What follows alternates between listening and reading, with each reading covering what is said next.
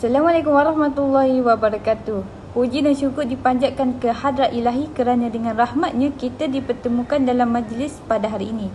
Tidak lupa juga kita ke atas junjungan yang mulia Nabi Muhammad SAW, kaum, keluarga dan sahabat baginda. Terima kasih diucapkan kepada pihak penganjur yang sudi menjemput saya untuk menyampaikan sepatah dua kata dalam pidato yang berkaitan dengan perkahwinan, kerana ramai di antara kita baru membina rumah tangga dalam musim COVID-19. Tuan-tuan dan puan-puan yang dimuliakan, pidato yang akan saya sampaikan pada hari ini akan membincangkan satu tajuk yang agak signifikan dengan situasi dan realiti secara dalam masyarakat Islam pada hari ini, terutamanya di negara Malaysia yang kita kasihi ini, iaitu arah tuju perkahwinan untuk mendapat keredaan Allah Subhanahu Wa Taala.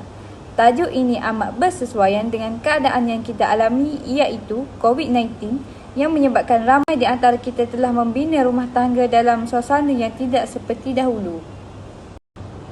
Para hadirin sekalian, pernikahan atau nikah dari segi bahasa adalah himpunan, pengumpulan, pencantuman, persetubuhan dan akad. Di kalangan ulama pula berkembang kepada tiga erti tentang lafaz nikah, iaitu menurut Hanafi, nikah menurut asalnya adalah setubuh, dan menurut erti majazi adalah akad. Dengan akad ini menjadi halal hubungan kelamin antara lelaki dan perempuan. Menurut Syafi'i pula, nikah menurut erti asalnya ialah akad. Dengan akad ini menjadi halal hubungan kelamin antara lelaki dan perempuan. Sedangkan menurut erti majazi iaitu persetubuh. Nikah dari segi syarak pula bererti suatu akad yang menghalalkan pergaulan dan membatasi hak-hak kewajipan serta tolong-menolong antara seorang lelaki dengan seorang perempuan yang di antaranya bukan mahram. Para hadirin sekalian, sesuatu perkahwinan tidak akan berlaku menurut undang-undang Islam tanpa berasaskan beberapa perkara penting yang diistilahkan oleh para ulama sebagai rukun-rukun perkahwinan. Tanpa sebahagian atau salah satunya, maka perkahwinan tidak akan terjadi. Kesempurnaan serta kesahannya amat bergantung kepada kewujudan semua rukun tersebut.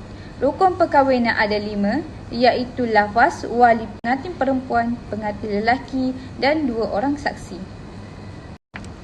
Hadirin yang amat kasihi, terdapat banyak nas-nas Al-Quran dan hadis yang menerangkan tentang galakan dan suruhan Islam berhubung perkahwinan terhadap umatnya dengan menggariskan syarat-syarat yang teratur dalam menegakkan konsep perkahwinan Islam secara syumul dan berhikmah. Antara firman Allah Subhanahu Wa Taala, Bismillahirrahmanirrahim. Wa ankihu al-ayama minkum was-salihina min ibadikum wa imaikum in yakunu fuqara yughnihumullahu min fadlihi wallahu wasi'un alim. Sadaqallahul azim. Dan ayat saya bacakan tadi yang bermaksud, dan kawinlah orang-orang yang bersendirian di antara kamu dan orang-orang yang layak berkahwin dari hamba-hamba sebayamu yang lelaki dan hamba-hamba sebayamu yang perempuan. Jika mereka miskin, Allah akan memampukan mereka dengan kurniaannya, dan Allah Maha luas pemberiannya lagi Maha mengetahui. Ayat di atas jelas menerangkan galakan berkahwin ke atas umat Islam. Ia menjelaskan juga bahawa kemiskinan bukanlah penghalang untuk berkahwin, kerana keperluan untuk pasangan hidup adalah perlu selama mana keadaan jasmani seseorang itu berkemampuan. Pada hadirin sekalian, rumah tangga yang dibina hendaklah berasaskan ketakwaan pasangan suami isteri yang saling menghormati dan melindungi satu sama yang lain. Begitu juga pergaulan yang baik antara suami isteri yang akan melahirkan rasa tanggungjawab dan kebersamaan di dalam sesebuah rumah tangga. Antara tujuan dan matlamat perkahwinan dalam Islam adalah yang pertama, untuk mendapat keredaan Allah Subhanahu Wa Taala di samping meramaikan zuriat, menjaga maruah, memperdekatkan saudara yang jauh dan menjadi seseorang yang lebih bertanggungjawab. Nombor 2, untuk membentuk sebuah keluarga yang harmoni, berkasih sayang, tolong menolong di antara satu sama yang lain. Nombor 3, menambahkan lagi kekuatan ruhani, khusyuk dalam ibadah serta pengabdian diri kepada Allah Subhanahu Wa Taala. Dan yang terakhir, mengamalkan sunnah dan syariat Islam yang dibawa oleh Nabi Muhammad SAW serta dapat membina masyarakat manusia selaras dengan naluri semula jadi manusia.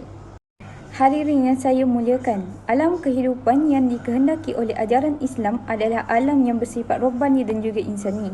Tidak boleh ditinggalkan salah satu di antaranya. Sekiranya ditinggalkan, maka akan berlaku kepincangan. Tiada bezanya di antara seseorang manusia dengan yang lain, melainkan dari sudut ketinggian iman dan takwa.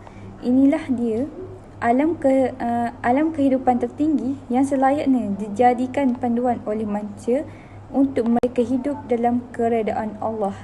Ini memperlihatkan bahawa institusi perkahwinan dalam agama dan falsafah Islam merupakan asas dan dasar utama dalam melahirkan insan-insan robbani dari kecil. Inilah yang akan terus memastikan pembangunan negara dan bangsa umat Melayu dalam kehidupan yang diredai dan kekal beriman.